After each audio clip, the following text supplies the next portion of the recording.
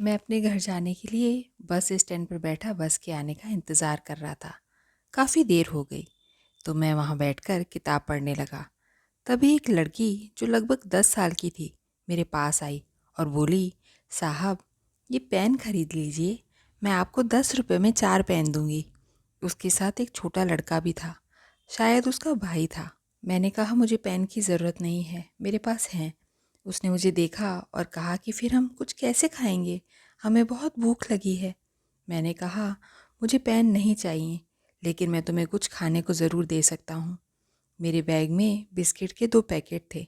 मैंने दोनों पैकेट निकाले और दोनों बच्चों को एक एक दे दिए। लेकिन मैं हैरान रह गया जब उसने अपना एक पैकेट वापस करते हुए कहा, साहब एक ही काफ़ी है, हम इसे बांट लेंगे। मैंने कहा कोई बात नहीं, तुम दोनों रख लो, बाद में खा लेना।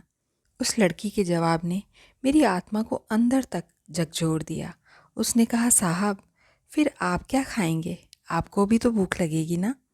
इस दुनिया में जहाँ अरबों कमाने वाले लोग इंसानियत को भूलकर लोगों के साथ फ्रॉड करते हैं, लोगों को बेतहाशा लूटते हैं, वहाँ एक भूखी गरीब लड़की ने मुझे इंसानियत का सबसे बड़ा पाठ पढ़ा दिया।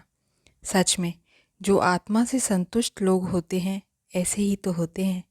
इसीलिए संत हमें समझाते हैं कि देना सीखो, लेना नहीं।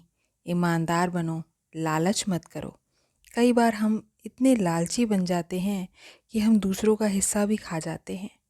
याद रखिए, जितना हम दूसरों से लेते हैं उसका दुगना हमें देना पड़ता है, और जितना हम देते हैं उसका दुगना हमें मिलता है। इसीलिए कहा गया है, लाभ और मान क्यों चाहे, पड़ेगा फिर तुझे देना।